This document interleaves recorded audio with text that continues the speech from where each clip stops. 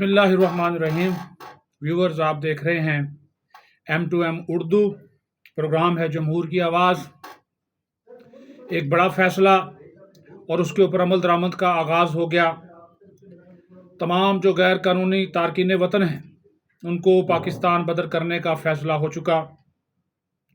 31 अक्टूबर 2023 उनके लिए आखिरी डेडलाइन कि रज़ाकाराना तौर पर अपने अपने मुल्क चले जाएं, और 1 नवंबर से जो लोग फिर नहीं जाएंगे उनके खिलाफ वसी पैमाने पर ऑपरेशन होगा। लिस्टें मुरतब की जा रही हैं, जियो फेंसिंग की जा रही है, मालूमात हासिल की जा रही हैं, और हमारे इंटेलिजेंस और सिक्योरिटी के इदारे इस पर भरपूर तवज्जो दे रहे हैं कि जनाब इन लोगों को पाकिस्तान से निकाला जाएगा। और उसकी सबसे बड़ी वजह यह है कि ये लोग गैर कानूनी सरगर्मियों, असला की स्मगलिंग, ज़ख़ीरा अंदोज़ी, जराइम, दहशत गर्दी, कत्ल गारत, अगवा बराए तावान जैसे वाक़यात में ये लोग मुलव्वस हैं, जिसमें ज़्यादातर तादाद अफ़गानियों की है। और पाकिस्तान में जो हालिया दहशत गर्दी के वाक़यात हुए उसमें भी अफ़गानी दहशत गर्दों का जो हाथ है वो सामने आया है। ये मैं नहीं कह रहा, ये हमारे तहकीकाती इदारों, हमारे इंटेलिजेंस इदारों की रिपोर्ट्स हैं जिनको जुटलाया नहीं जा सकता। ये ऐसी रिपोर्ट्स हैं जो शवाहद पर मबनी हैं, तहकीकात पर मबनी हैं। और ये बात बताई गई, जो एपेक्स कमेटी का इजलास हुआ जिसमें नेशनल एक्शन प्लान के ऊपर गौर व खौज किया गया, मुल्क भर की सिविल और अस्करी क़यादत उसमें मौजूद थी। ये बात बताई गई कि अफ़गान दहशतगर्द पाकिस्तान में एक अरसे से मुख्तलिफ गैर कानूनी सरगर्मियों में मुलव्वस है।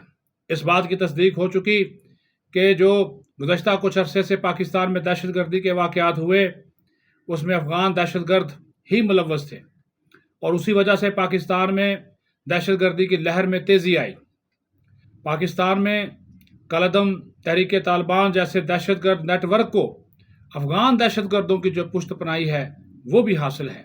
ये भी रिपोर्ट्स हैं, मुसद्दक़ा रिपोर्ट्स हैं, जुटलाया नहीं जा सकता।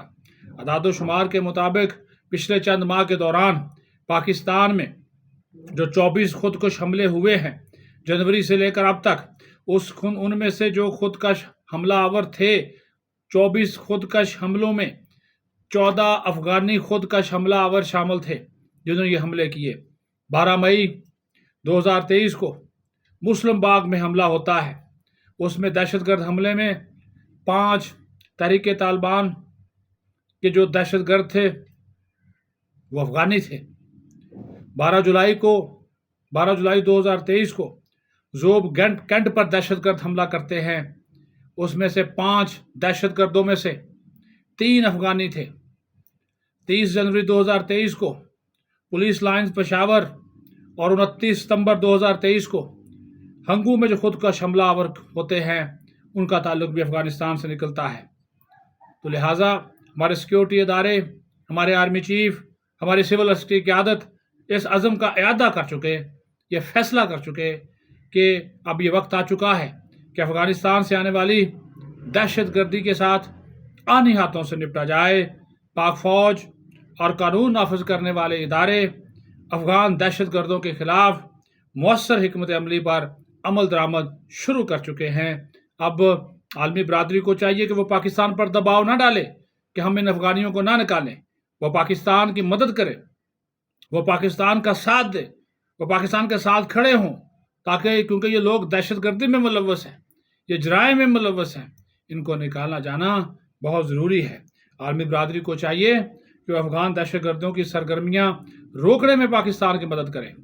आज बल्कि कल जो अमेरिका के वज़ीर दिफा हैं लॉर्ड जे ऑस्टिन, उन्होंने हमारे army chief general Syed Asim Munir से टेलीफोनिक गुफ्तगू की है और उनसे इस सारी सूरत हाल पर तबादला ख्याल किया है।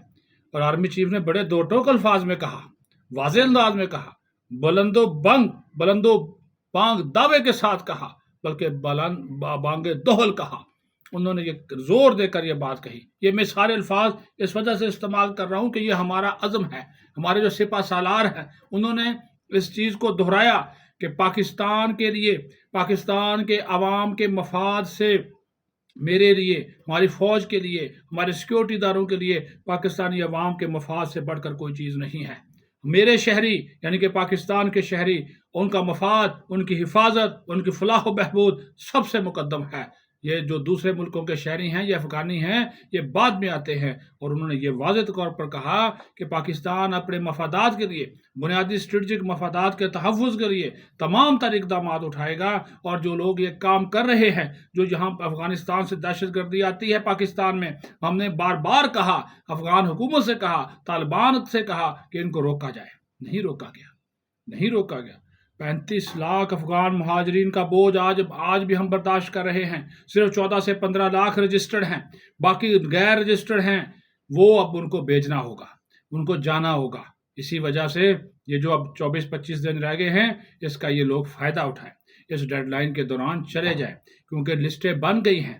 آپریشن کا آغاز اس کے بعد 1 نومبر سے ہو جائے گا، اور اس میں پاکستان کوئی اب نہ تو عالمی برادری کے دباؤ کے سامنے آئے گا، نہ ہی UNHCR جو اقوام متحدہ کا ادارہ برائے مہاجرین ہے، نہ اس کے کسی دباؤ میں آئے گا، کیونکہ پاکستان نے یہ فیصلہ کر لیا کہ ہم نے اپنے بنیادی قومی اسٹریٹجک مفادات کے تحفظ کے لیے تمام تر اقدامات اٹھانے ہیں۔